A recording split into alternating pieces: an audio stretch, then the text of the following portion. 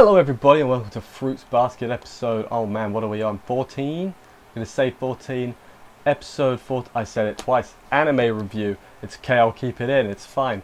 Man, you know how I've been saying, like, they haven't had super feelsy episodes the last few weeks. They drove the feels train right into the station this week, because god damn it, somebody said I'd feel bad for Momiji in the comments, and oh, that person deserves a medal because the warning didn't help.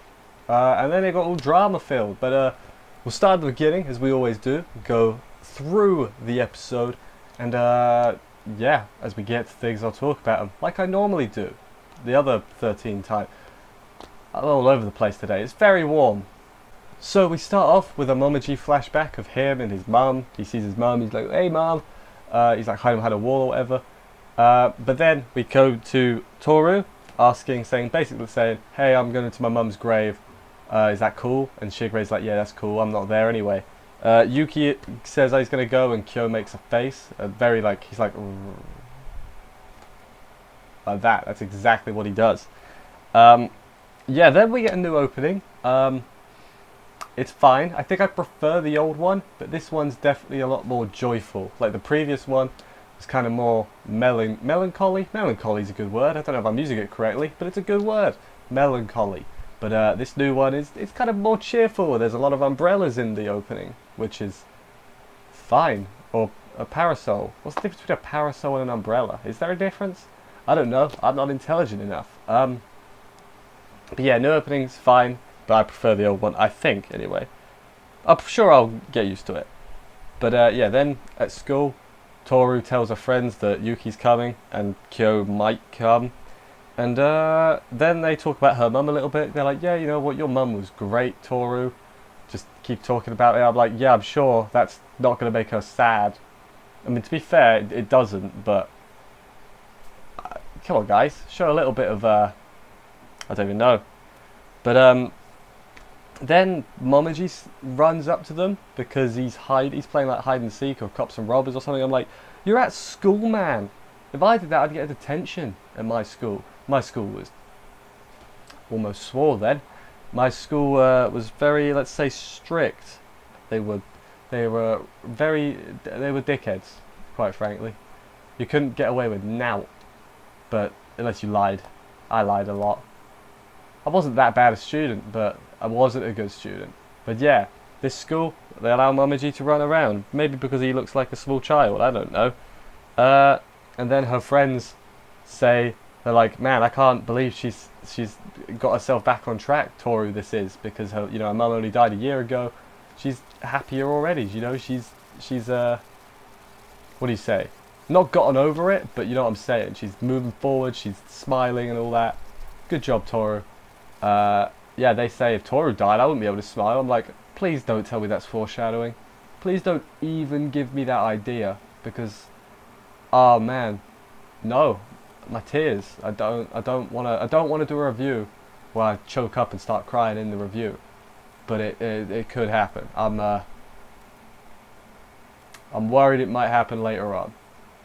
So up next we have the long Momiji section, which is, oh boy, it's a doozy. I'm going to refer to my notes a lot because it's long. It's a long section. So, Toru is at work. Momiji's there. Momiji's mum is the one that was German. That's how it came about. They're like, which one of his parents is German? It's the mum. And he has a little sister as well. She's not a Zodiac.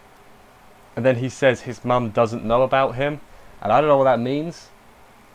Because they kind of like double dupe you here. So he says, my mum doesn't know about me. But then his mum shows up and is like, Momiji, is that you? And I'm like, oh, I guess he was just playing. But then they make it seem like she didn't know he was at the building late. Like, you know what I mean? He shouldn't have been at the building so late. That's what they make you think he's on about. But then, his mum says something about his mum says something about his mum not referring to herself. Does that make sense? And then he explains to Toru, yeah, she had her memories wiped about me. And at that point I was like, oh, for God's sake, no, I can't handle, man. Why are you going to make me do this? But it's fine. Basically, his mama rejected him and hated him because he could transform into he was a Zodiac essentially. She proper stabbed herself with some scissors. I was going to say a knife, it was scissors. She proper stabbed herself, had to go to the emergency room. And then his dad had to get her memory erased so she wouldn't be suicidal, basically. And the last things she said while having memory is like, I regret birthing that creature. And I'm like, I didn't like Momiji before this. I didn't think he was... Oh... Is everyone going to have a Yeah, I was going to say, is everyone going to have some sort of depressing backstory? The answer is probably yeah. Oh.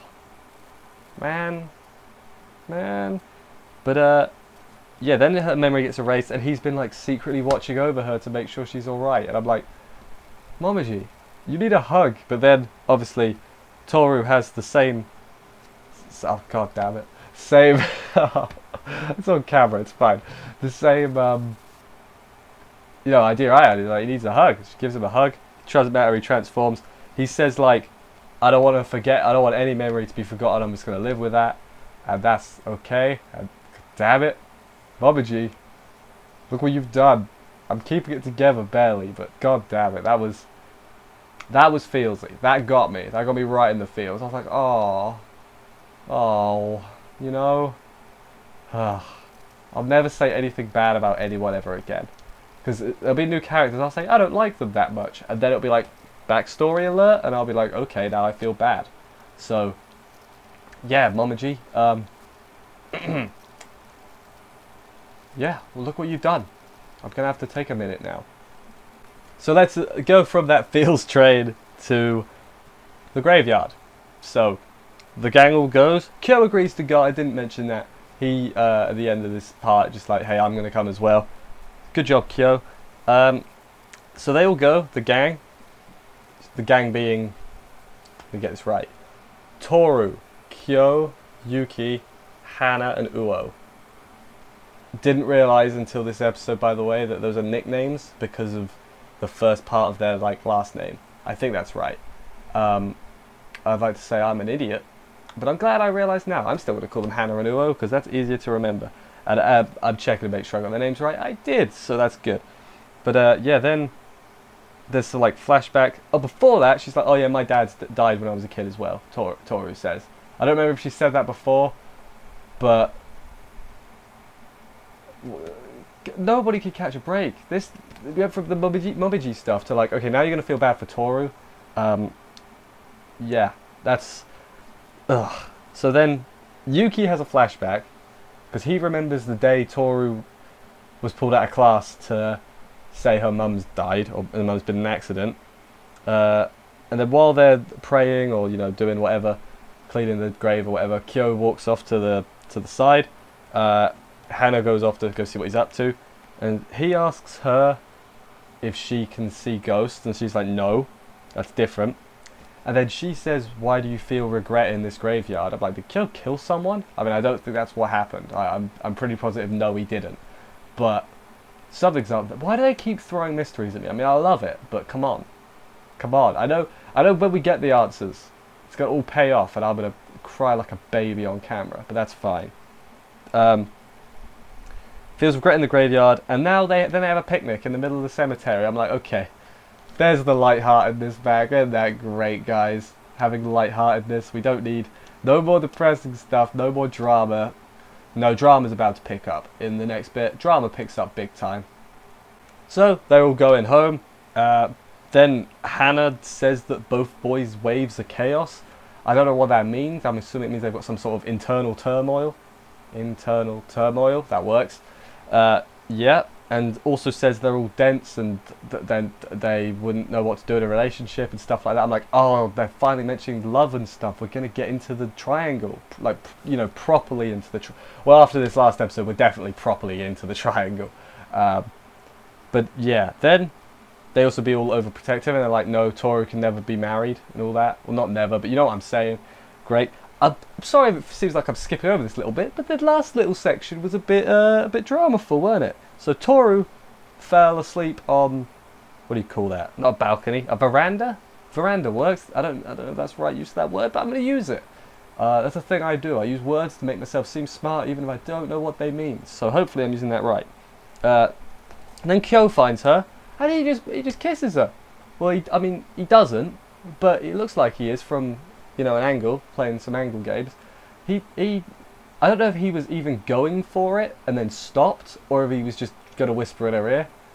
Like, I'd love to know his intentions, but that's not the worst bit. Yuki sees it, and from his angle, it looks like he kissed her, or it looked like they were kissing. It didn't look like it looked like they were together, And Yuki's like, obviously Yuki likes her, whether he realizes it or not.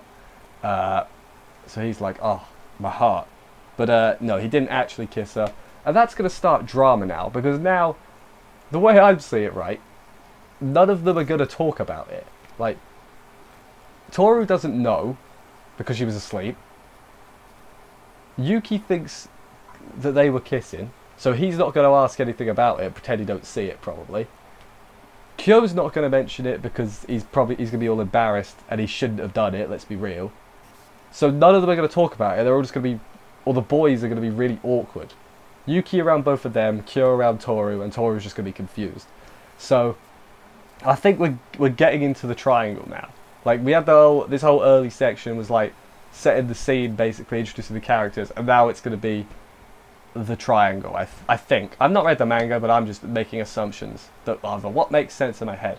And honestly, I'm so looking forward to it, man. I've enjoyed what we've got, but I feel like I'm going to enjoy what's coming more. I feel like my enjoyment's going to be like this. It's going to keep rising, which is good because I've been enjoying myself anyway. So, it's spicy. And then we're going to get all feelsy, and it's going to be great. It's going to be great. We're going to introduce... We still haven't met all the Zodiacs, so that's got to come up. Somebody said how many we had left last week, and I've forgotten the number. I do apologise. A week is actually a long time, it turns out. So, yeah.